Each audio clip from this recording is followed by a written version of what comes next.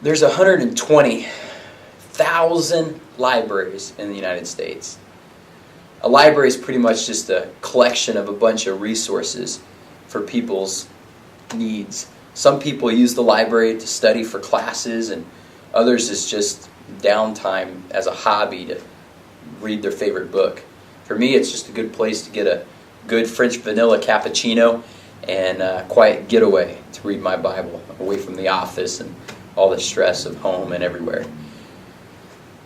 You know, I had a professor in Bible college that once told me that when I get into ministry, the two most important things, other than my relationship with Jesus, will be the people I meet and the books that I read. He went on to tell me that the day I stop reading is the day I should get out of ministry. Ever since then, I've been coming to this library pretty much every week, several times a week even. Sometimes taking a whole day or a half day off of work just to come here and read. I love it. It's one of my favorite places. This same professor taught me something that forever changed my life. He taught me that the Bible is a lot like a library. Have you ever thought of the Bible as being like a library? Libraries have a collection of materials available in different formats, from print to audio to digital and visual. Libraries have a sorting system called a catalog to help people find different topics and authors and categories. Libraries have books that have been written over hundreds of years. Those books were also written from people from various countries, as well as different languages. And those books were written by many people from every walk of life, including presidents, military leaders, the poor, the rich, philosophers, fishermen, poets, musicians, ministers, politicians, and scholars. These diverse authors wrote in different settings, including mansions and deserts and prisons and tropical islands and ships and forests. Books written in different times, including times of war to times of peace, and these authors wrote in different moods, including joy and sorrow and despair, certainty, conviction, doubt, and confusion. Libraries have books written in various literary styles, including poetry, song, romance, biography, autobiography, law, as well as many others. And libraries have books written to address hundreds of different subjects, some controversial like marriage, divorce, homosexuality, character development, parenting, etc. Well, if you compare a Bible to a library, you're going to find a lot of similarities. You see, a Bible also is a collection of books, 66 books, and it also has a sorting system of testaments and chapters, verses, and titles to help us locate different topics and authors.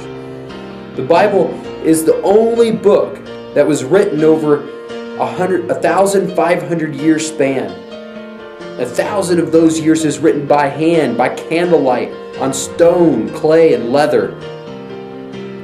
The authors of the Bible lived on 3 different continents, from Asia to Africa and Europe, from Italy in the west to Persia in the east. The Bible was written by more than 40 authors from every walk of life, including kings, military leaders, peasants, philosophers, fishermen, tax collectors, poets, musicians, statesmen, scholars, and shepherds. It was written in 3 different languages: Hebrew, Aramaic, and Greek. It was written in different places by Moses in the wilderness, and Jeremiah in the dungeon, and Daniel on the hillside and in a palace, and Paul in prison walls, and Luke while traveling, and John while in exile, the island of Patmos. It's written in different times of war with David, to times of peace with Solomon.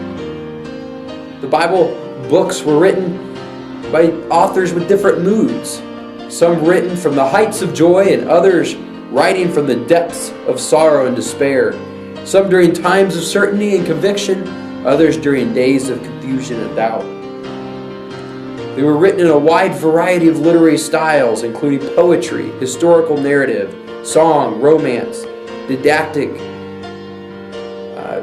personal and correspondence, memoirs, satire, biography, autobiography, law, prophecy, parable, and allegory.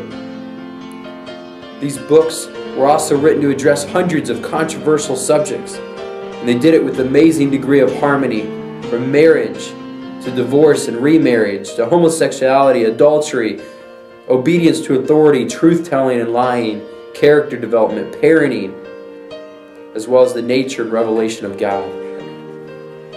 Now let me ask you one question. We've already seen that the Bible and libraries have a lot in common.